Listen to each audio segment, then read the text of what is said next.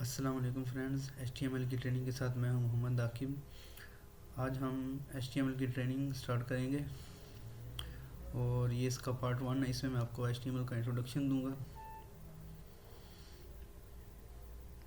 इससे पहले मैं आपको बताता हूं कि वेब लैंग्वेज इसकी दो टाइप्स हैं, एक स्टैटिक वेब लैंग्वेज और एक डायनामिक वेब लैंग्वेज। जो स्टैटिक वेब लैंग्वेज है इसमें HTML और CSS इन्वॉल्व हैं।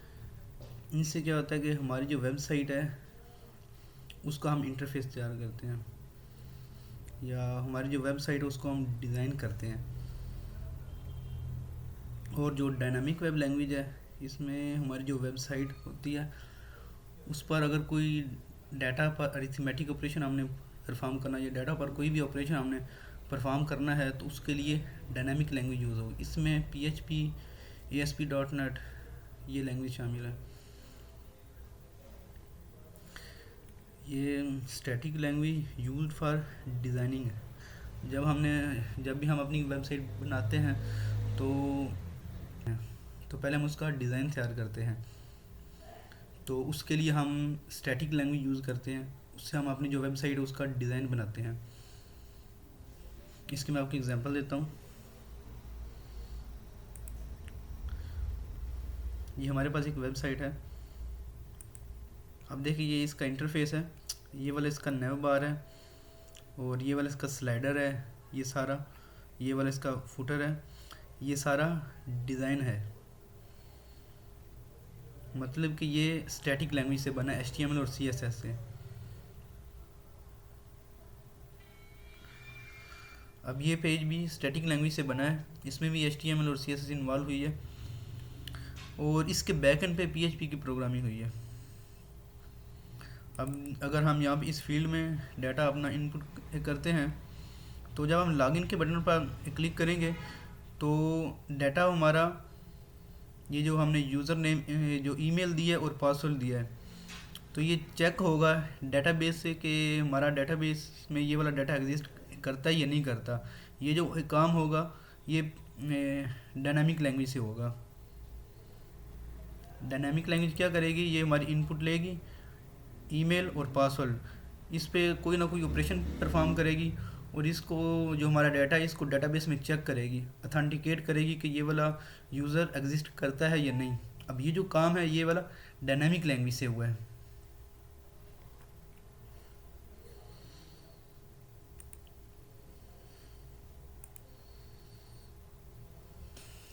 अब जो मेन डिफरेंस है स्टैटिक और डायनामिक लैंग्वेज में वो ये है कि स्टैटिक लैंग्वेज से हम अपनी वेबसाइट का इंटरफेस बनाते हैं और डायनामिक लैंग्वेज से हम उस इंटरफेस के बैक एंड पे एक प्रोग्रामिंग करते हैं। उस प्रोग्रामिंग इसलिए करते हैं कि डाटा पर कोई भी हमने ऑपरेशन परफॉर्म करना होता है, अरिथमेटिक या लॉजिकल या कोई भी। इंट्रोडक्शन।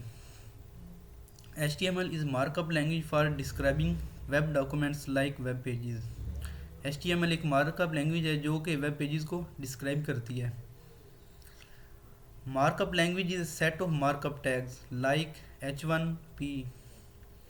अब जो मार्कअप लैंग्वेज है ये मार्कअप टैग्स की फॉर्म में है। मार्कअप टैग्स क्या होते हैं, लाइक ये H1 हमारा एक टैग है। HTML में कोई भी हमने एलिमेंट लिखना है या कुछ भी काम हमने करना है तो वो टैग्स की फॉर्म में होगा। अगर हमने कोई हेडिंग इंसर्ट करनी है उसका एक अलग टैग होगा। अगर हमने कोई इमेज इंसर्ट करनी है उसका अलग टैग होगा। अगर हमने कोई टेबल इंसर्ट करना है तो उसका भी अपना टैग होगा। इसलिए सारी जो HTML लैंग्वेज है टैग्स की फॉर्म में, इसलिए हम इसको मार्कअप कहते हैं, markup language. HTML stands for hyper text markup language. HTML का लेटेस्ट वर्जन HTML5 है जो कि रिसेंटली 2014 में लॉन्च हुआ है। इससे पहले जो इसका ओल्ड वर्जन था वो था XHTML।